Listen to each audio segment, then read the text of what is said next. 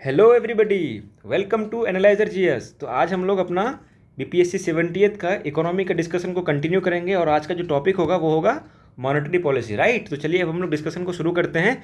तो पहले से देखते हैं कि व्हाट इज़ मॉनेटरी पॉलिसी। तो मॉनेटरी पॉलिसी क्या होता है ना कि strategy to manage money by RBI. Right, RBI के द्वारा जो है मनी को जो है मैनेज करने का जो स्ट्रेटेजी होता है उसे ही हम लोग क्या कहते हैं, मॉनेटरी पॉलिसी कहते हैं। तो मैनेज मनी में क्या करता है, ये प्राइस स्टेबिलिटी को रेगुलेट करता है, जिसे हम इन्फ्लेशन भी कह सकते हैं, इन्फ्लेशन। राइट, इससे ज़्यादा कुछ नहीं जानना है मॉनेटरी पॉलिसी के बारे में, हम लोग जानते ही हैं कि क्या है।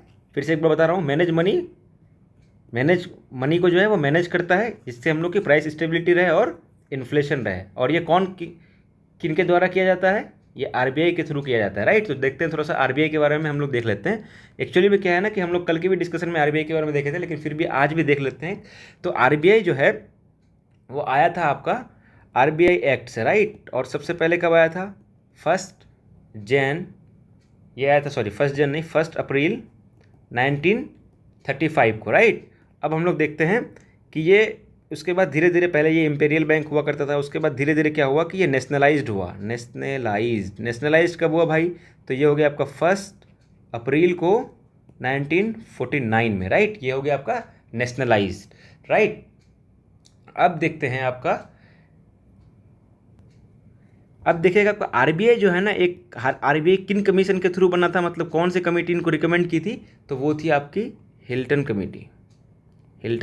देखिएगा इसको ना मिल्टन फ्रीडमैन से कंफ्यूज मत कीजिएगा। ये जो है ये हेलीकॉप्टर मनी का कॉन्सेप्ट दिए थे, हेलीकॉप्टर मनी। तो ये हम लोग बाद में देखेंगे। ये थे मिल्टन फ्रीडमैन, लेकिन ये थे हिल्टन कमेटी क्या किए थे, रिजर्व बैंक ऑफ इंडिया को के बारे में रिकमेंड किए थे कि आप रिजर्व बैंक ऑफ इंडिया एक बनाइए। राइट, तो हम लोग नेशनलाइज देख लिया। और एक इंटरेस्टिंग फैक्ट बताऊं, इंटरेस्टिंग है एक, पाकिस्तान जो है ना, पाकिस्तान का भी ये बैंक होता था, सेंट्रल बैंक ऑफ पाकिस्तान। कब तक, 1 जून 1948 तक, मतलब 1 जून नहीं, जून 1948 तक जो है वो पाकिस्तान का सेंट्रल बैंक भी आरबीआई ही हुआ करती थी। राइट, अब देखते हैं थोड़ा सा आरबीआई के जो रीजनल ऑफिसेस हैं, वो ऐसे हम लोग देखते हैं। ईस्ट में कहाँ है, कोलकाता। वेस्ट में कहाँ है, मुंबई। और यहाँ पे हो गया न्यू दिल्ली में मान लीजिए। और उसके बाद ये है चेन्नई में, साउथ में। राइट,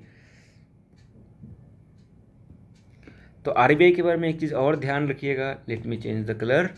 आरबीआई के बारे में, इसमें ना 26 डिपार्टमेंट होता है। ये पूछ सकता है कि भाई आरबीआई में कितने डिपार्टमेंट है। राइट, तो ये 26 डिपार्टमेंट होता है इसमें। और आरबीआई जो है ना, आरबीआई ही जो है वो 2016 में जो है उर्जित कमेटी के थ्रू मॉनेटरी पॉलिसी कमेटी बनाई थी। ये याद रखिएगा, क्योंकि हम लोग को भी डिस्कस करना है मॉनेटरी पॉलिसी के बारे में। तो मॉनेटरी पॉलिसी कमेटी जो है 2016 में उर्जित कमेटी के रिकमेंडेशन से मॉनेटरी पॉलिसी का जो है इस्टेब्लिश हुआ था। राइट, तो ये एमपीसी हो गया। अब हम लोग चलते हैं थोड़ा सा आरबीआई के गवर्नर के बारे में। Right, let me add the page. Yes, add हो गया। तो आरबीआई के जो गवर्नर है ना, आरबीआई के गवर्नर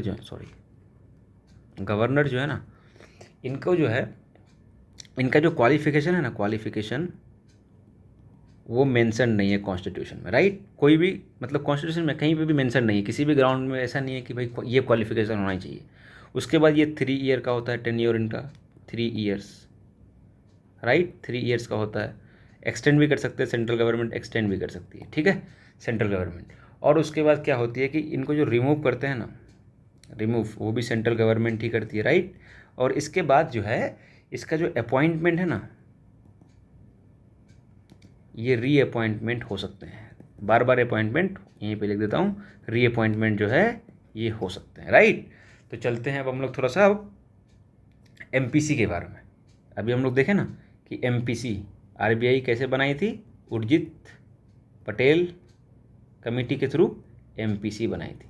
तो एमपीसी में जो है ना 6 मेंबर होते हैं, 6 मेंबर। 3 मेंबर जो हैं वो आरबीआई के होते हैं, 3 मेंबर जो हैं आपके गवर्नमेंट के, मतलब सेंट्रल गवर्नमेंट के होते हैं, सेंट्रल गवर्नमेंट। राइट, अब देखिएगा एमपीसी के बारे में थोड़ा सा और चीज़ें जान लेते हैं हम लोग एमपीसी के बारे में।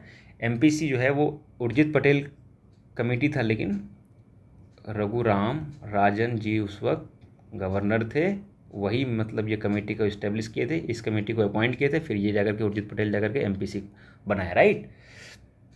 अब देखते हैं थोड़ा सा आरबीआई के पावर के बारे में, मतलब एमपीसी का जो है पावर क्या क्या है। सबसे पहले तो ये स्टेचुरी बॉडी है, ठीक है, और इसमें जो है मतलब इसका एक क्राइटेरिया ये है ना कि कम से कम 4 टाइम्स एक फाइनेंशियल ईयर में मीटिंग होना चाहिए, राइट, 4 टाइम्स एक फाइनेंशियल ईयर में।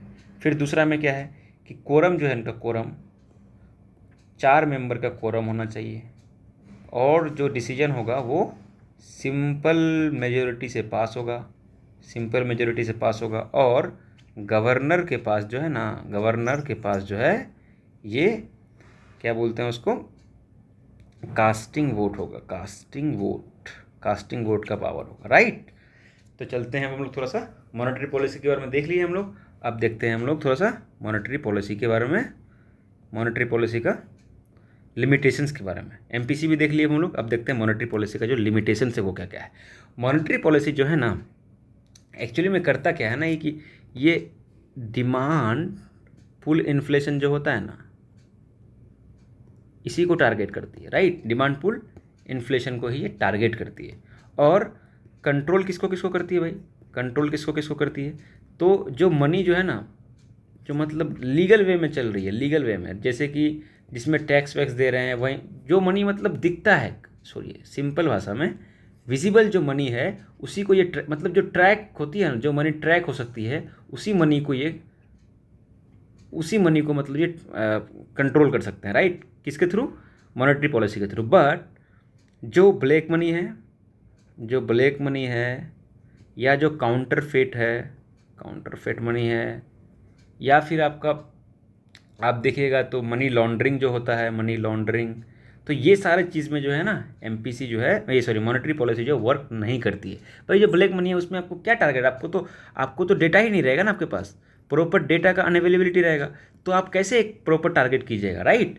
तो चलते हैं हम लोग, इतना ही काफ़ी है इसके लिए। अब हम लोग चलते हैं थोड़ा सा टूल्स देख लेते हैं। एक देखिए टूल्स में जब आप देखिएगा ना, मॉनेटरी पॉलिसी का जब टूल्स देखिएगा तो वो 2 टाइप का होता है, एक होता है क्वांटिटेटिव टूल्स, एक होता है क्वालिटेटिव टूल्स, राइट। तो सर थोड़ा सा हम लोग देख लेते हैं कि क्वांटिटेटिव टूल्स में होता क्या है। सबसे पहले होता है रेपो होता है, रिवर्स रेपो होता है, रिवर्स रेपो रेट पढ़े होंगे आप लोग। इसके बाद होता है आपका एमएसएफ भी इसी में होता है, उसके बाद ओएमओ होता है, बैंक रेट होता है, राइट। फिर सीआरआर भी होता है, एसएलआर भी होता है। इसी टाइप से देख लेते हैं थोड़ा सा, इसके बारे में हम काफ़ी डिटेल में पढ़ेंगे अभी। सीएलआर होता है, एसएलआर होता है, फिर आपके बाद देख लीजिएगा तो आप एमएसएस भी होता है एक, फिर उसके बाद आप देखिए कॉल मनी होता है, फिर उसके बाद आप देखिएगा एलएएफ होता है, राइट। फिर एसडीएफ भी होता है। और क्वालिटेटिव टूल्स में क्या क्या होता है, क्वालिटेटिव टूल्स में होता है मॉरल सुएसन, और क्या होता है डायरेक्ट एक्शन होता है, डायरेक्ट एक्शन। उसके बाद और क्या होता है आपका लोन मार्जिन वाला जो होता है, लोन मार्जिन रिक्वायरमेंट जो होता है। उसके बाद और क्या होता है डायरेक्शन होता है, डायरेक्शन। उसके बाद और होता है क्रेडिट लिमिट होता है एक, और लास्ट में क्या होता है क्रेडिट मॉनिटरिंग। तो ये सारे टर्म एक बार बता दिए यहाँ पर आप लोगों को। टूल्स 2 टाइप का होता है, उसमें repo, reverse repo, SLR, MSF सब आता है इसमें, और इसमें ये आता है, राइट। अब हम लोग देखते हैं थोड़ा सा डिटेल में क्या होता है। डिटेल में बढ़ते हैं तो सबसे पहले देखते हैं हम लोग रिवर्स रेपो रेट, रिवर्स एक सेकेंड स्लाइड चेंज हो गया, वेट सॉरी, एक्चुअली में ना स्लाइड जो है वो मिसमैच हो गया था। तो देखते हैं हम लोग एसएलआर को पहले। एसएलआर होता क्या है, राइट।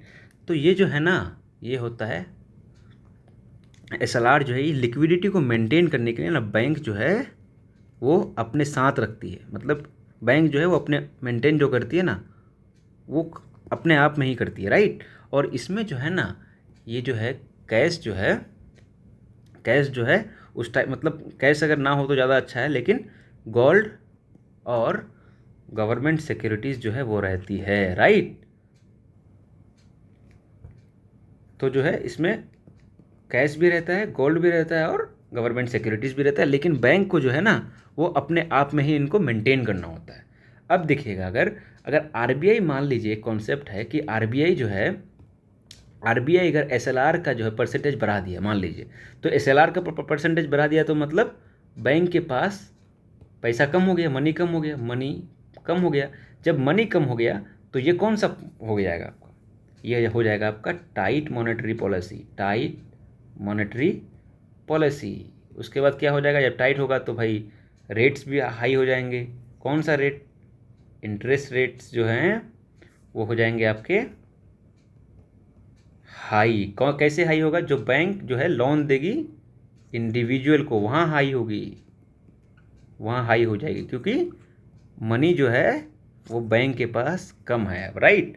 अब चलते हैं हम लोग दूसरा, तो दूसरा है cash reserve ratio. Cash reserve ratio तो ये है, देखिए यहाँ पे रिजर्व का मतलब ही समझिएगा। देखिए यहाँ पे क्या था, लिक्विडिटी, इससे याद रखेगा भाई लिक्विडिटी मेंटेन करना है बैंक को। यहाँ पे क्या लिखा हुआ है ना, रिजर्व, तो इसका मतलब ये है कि इसको आरबीआई के पास आपको रिजर्व रखना है, ठीक है। तो देखिए आरबीआई के पास इसको रिजर्व रखना है, और किस फॉर्म में रखना है, कैश के फॉर्म में रखना है, कैश के फॉर्म में, ठीक है। और इसमें ना कोई इंटरेस्ट नहीं मिलता है, बता देता हूँ, इसमें इंटरेस्ट नहीं मिलता है, याद रखिएगा ये चीज़ को, इंटरेस्ट जो है इसमें नहीं मिलता है।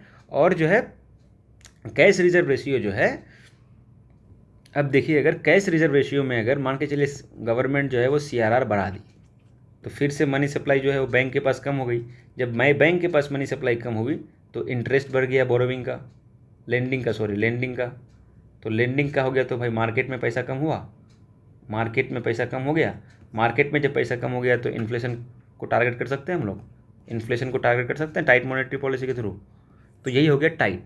देखिएगा एक कॉन्सेप्ट मैं आपको यहाँ पे बता देता हूँ, अगर मनी सप्लाई डाउन हुआ तो इसका मतलब है वो टाइट मॉनेटरी पॉलिसी है, टाइट मॉनेटरी पॉलिसी। और मनी सप्लाई अगर मार्केट में हाई है तो ये याद रखिएगा, ये आपका जो है ये टाइट है, तो ये हो जाएगा आपका एक्सपेंशन वाला, एक्सपेंसरी मॉनेटरी पॉलिसी, एमपी, राइट, कि ये मतलब मार्केट बढ़ रहा है। तो अब देखते हैं हम लोग नेक्स्ट में, अब है आपका रेपो रेट। रेपो रेट क्या है पता है, रेपो रेट में होता है कि बैंक जो है ना वो आरबीआई से लोन लेती है, और लोन क्या होती है, वो शॉर्ट टर्म होती है, शॉर्ट टर्म मतलब लेस देन 1 ईयर। और इसमें कोलेट्रल जो है, ये कोलेट्रल आपका लगता है, और कौन सा कोलेट्रल लगता है, आरबीआई अप्रूव्ड सिक्योरिटीज़, ये लगता है, राइट। अब हम लोग चलते हैं, अब यहाँ भी वैसी है कि अगर मान के चलिए रेपो रेट बढ़ा दिया, तो रेपो रेट अगर बढ़ा दिया भाई तो बैंक को जो है महंगा रेट में मिलेगा।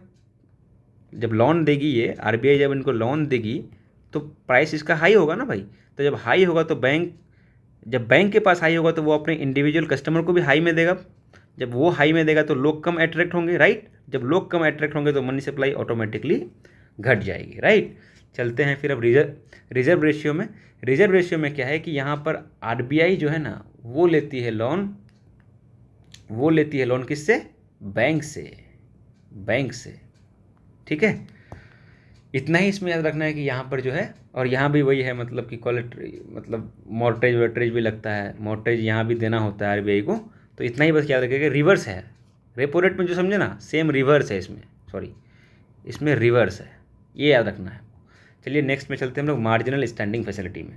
देखिए इसको ना पेनल्टी रेट भी बोलते हैं, पेनल्टी रेट, इसको और बैंक रेट को दोनों को पेनल्टी रेट बोलते हैं। पता है क्यों, कि पहले है ना, पहले बैंक जो है वो रेपो से लेती है, फिर जब रेपो से उनका रिक्वायरमेंट कंप्लीट नहीं हो पाता है तब जाकर के वो एमएसएफ को लेती है। जब एमएसएफ से भी नहीं होती है तब जाकर के आपका यहाँ पर होता है बैंक रेट।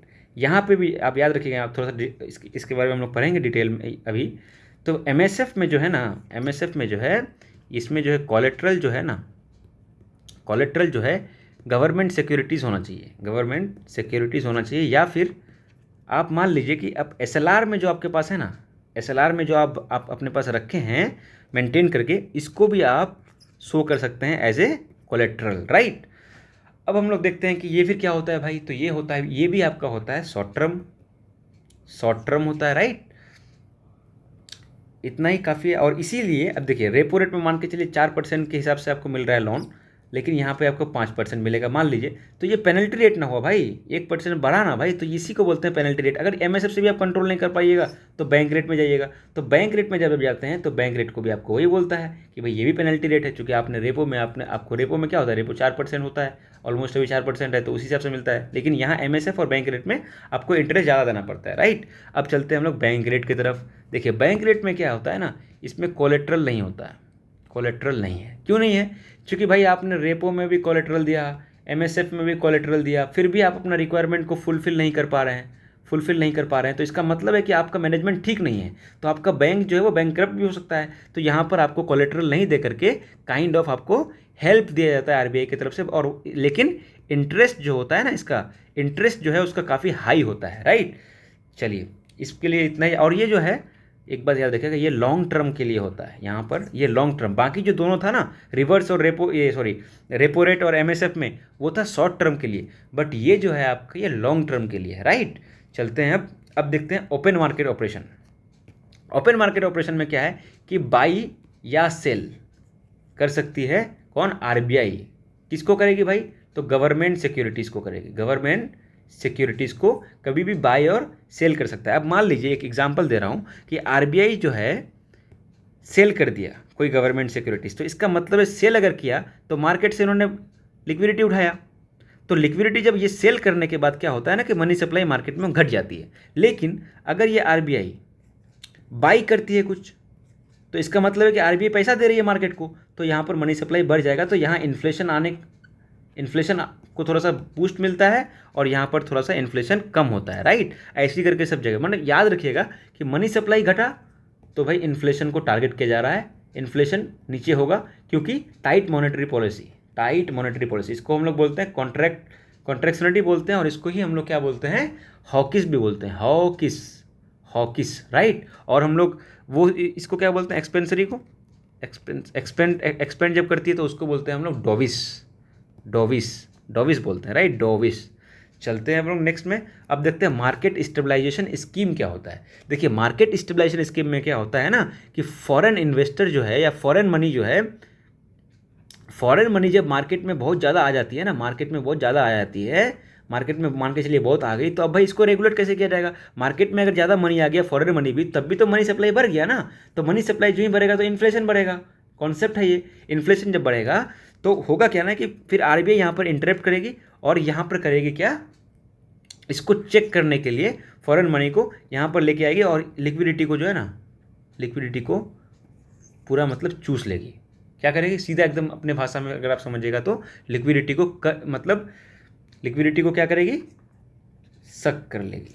कैसे करेगी सक, बाई मतलब सेल करेगी, बाई तो करने से तो फिर मनी सप्लाई ज़्यादा हो जाएगा, सेल किया किसको करेगी, शॉर्ट डेटेड जो होता है ना, शॉर्ट डेटेड गवर्नमेंट सिक्योरिटीज़ को कर देगी सेल। जो ही ये करेगी सेल तो मार्केट से पैसा आएगा कि नहीं आएगा, मार्केट से पैसा आ गया, मनी आ गया, मार्केट से मनी आ गया। जब मनी आ गया तो मनी सप्लाई ऑटोमेटिकली घटा, जब मनी सप्लाई घटा तो इन्फ्लेशन कम हुआ, राइट। तो सिंपल कॉन्सेप्ट है, मनी सप्लाई भाई घटेगा तो इन्फ्लेशन को टारगेट किया जा रहा है, मनी सप्लाई जो ही बढ़ा तो इन्फ्लेशन बढ़ रहा है, राइट। यही कॉन्सेप्ट आपको याद रखना है। नेक्स्ट चलते हैं call money market. Call money market जो है ना होता है ना, एक्चुअली होता कुछ नहीं है, ये इंटर बैंक में जो बोरोविंग और लेंडिंग वाला सीन होता है ना, उसी के लिए होता है, और ये जनरली ओवरनाइट होता है, ओवरनाइट होता है, और मैक्सिमम जो है ना, मैक्सिमम ये 14 डेज़ के लिए होता है, 14 डेज़। और इसमें इसमें जो है ना, इंटरेस्ट जो है ना वो काफ़ी हाई होता है, याद रखिएगा इस चीज़ को। क्या होता है, हाई, मतलब काफ़ी हाई होता है इंटरेस्ट रेट। अब आते हैं हम लोग लिक्विडिटी एडजस्टमेंट फैसिलिटी में। लिक्विडिटी एडजस्टमेंट फैसिलिटी में क्या है ना कि लिक्विडिटी एडजस्टमेंट फैसिलिटी में सबसे पहले तो ये इसको जान लीजिए कि ये जो है फैसिलिटी जो कौन दी, ये सबसे पहले है ना नरसिम्हन साहब जो है उनकी कमेटी ने रिकमेंड किया था, राइट। और ये क्यों किया था भाई, इसमें इसका फीचर्स क्या क्या है, इसका फंक्शन क्या क्या है। देखिए आरबीआई जो है ना बैंक से पैसा लेती भी है और पैसा बैंक को देती भी है, और क्या काम करती है, मॉडरेट करती है फाइनेंशियल बैंक के जो फंड्स होते हैं ना, बैंक्स के फंड्स मिसमैच जो होते हैं, मिसमैच, इसको भी लिक्विडिटी एडजस्टमेंट फैसिलिटी के द्वारा मतलब के थ्रू जो है मॉडरेट किया जाता है, मतलब उसको मतलब देख रेख किया जाता है, आप ये समझिए। और यहाँ पे जो आप देखिएगा लेंडिंग या बोरोविंग जो होता है ना, लेंडिंग या बोरोविंग, तो ये रेपो रेट और रिवर्स रेपो रेट के थ्रू ही होता है, मतलब यही जो है इंटरेस्ट रेट जो है यही होगा। मान लीजिए कि अगर बैंक अगर ले रही है पैसा तो वो रेपो रेट पे लेगी, और अगर आरबीआई ले रही है पैसा बैंक से तो ये रिवर्स रेपो रेट पे लेगी, राइट।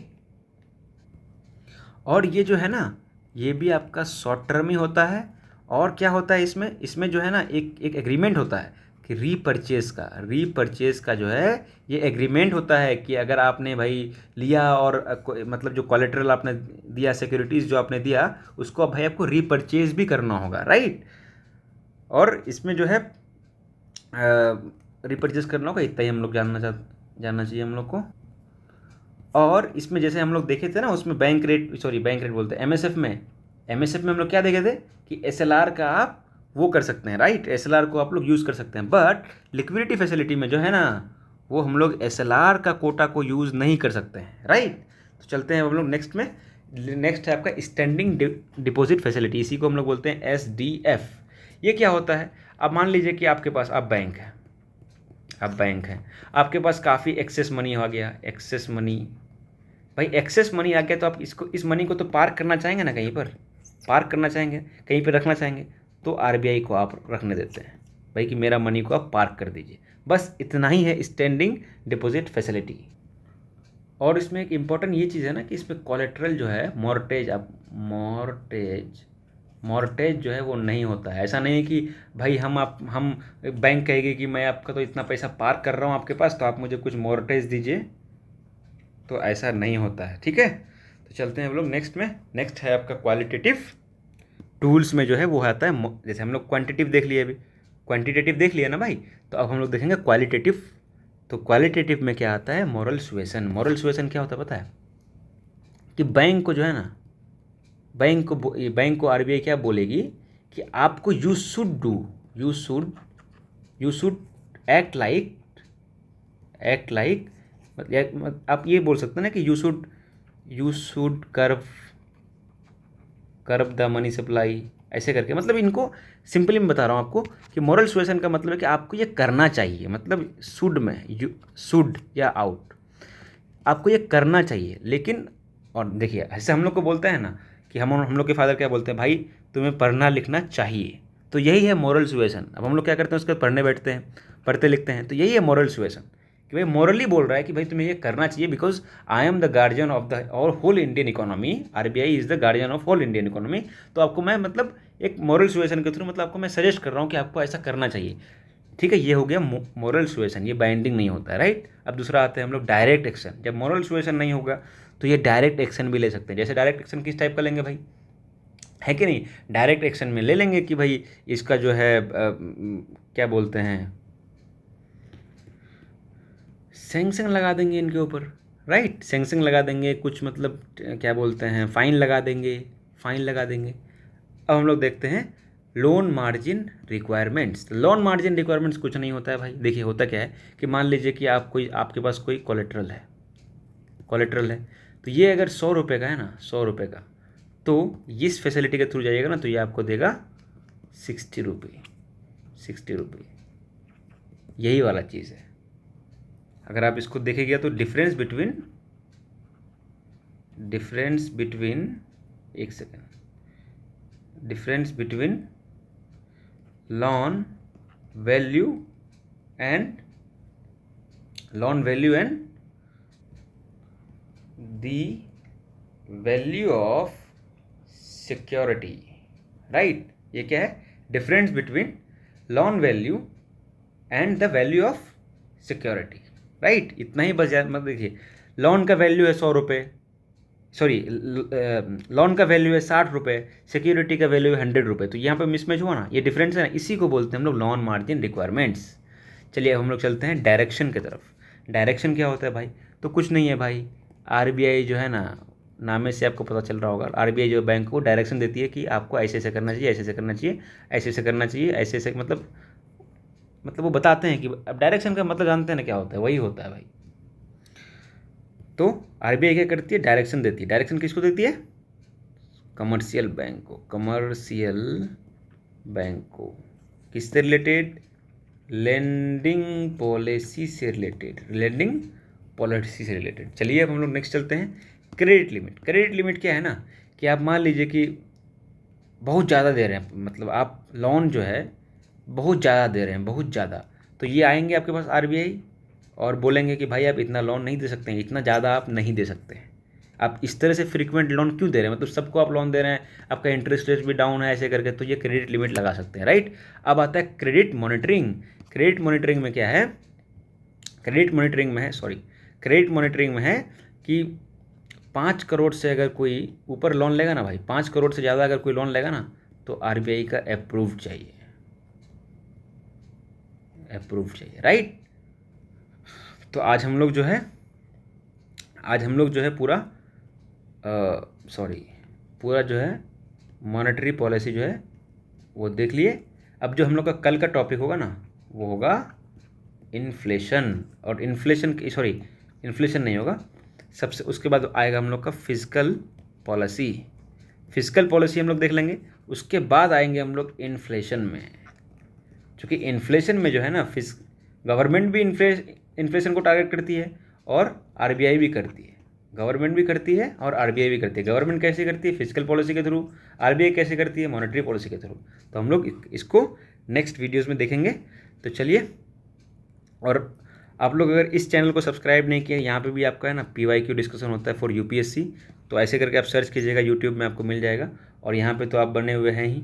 और देखिए हम लोगों ने ना CA करंट अफेयर्स भी स्टार्ट किया है, बिहार स्पेशल भी स्टार्ट किया है, इकोनॉमी का भी सेशन आपका चल रहा है, इसके बाद साइंस एंड टेक भी आएगी, इसके बाद आपका पॉलिटी भी आएगी।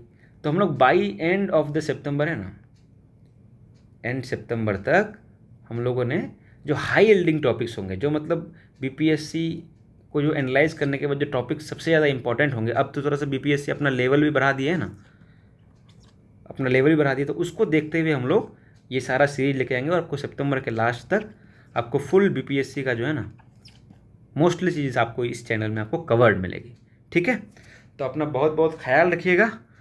जैसा कि मैं हमेशा कहता हूँ, thank you for your patience and support, thank you.